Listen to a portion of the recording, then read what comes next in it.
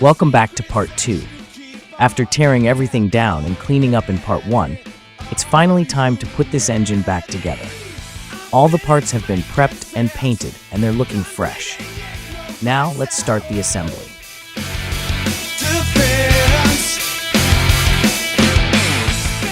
First, I'm starting with installing the crankshaft and making sure everything is lined up properly.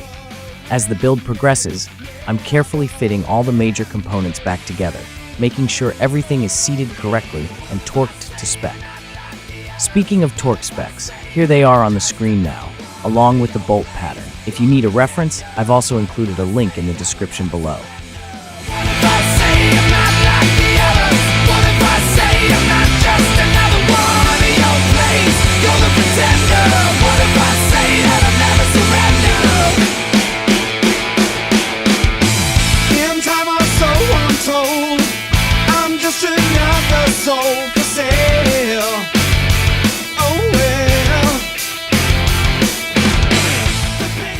Now, you might notice that I didn't remove the PTO during disassembly. Well, that's because I forgot to order the special tool.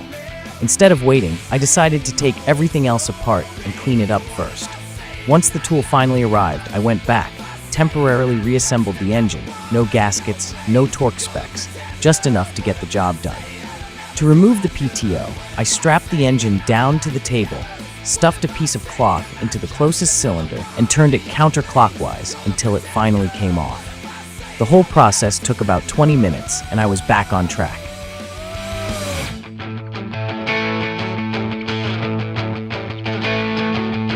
I'm the voice inside your head you refuse to hear.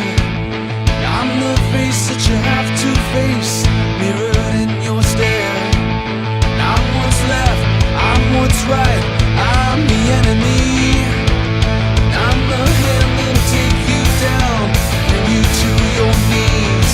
So who are you? Yeah, who are you? Yeah, who are you? Yeah, who are you? This stage is always exciting because the engine finally starts looking like an engine again. After all the prep work, it's satisfying to see it come together piece by piece. What if I say I'm not like the others? What if I say I'm not just another one in your place? You're the pretender. What if I say I will never surrender?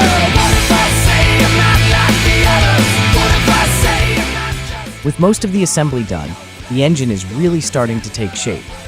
There's still more work ahead, but we're getting closer to bringing this classic Sea-Doo back to life. In the next part, I'll be preparing the hull, tearing off all the old graphics, buffing it out, and painting some elements. And at the end, I will install the engine. Make sure to like and subscribe so you don't miss the next episode. Let me know in the comments if you have any questions or tips. See you in the next one. So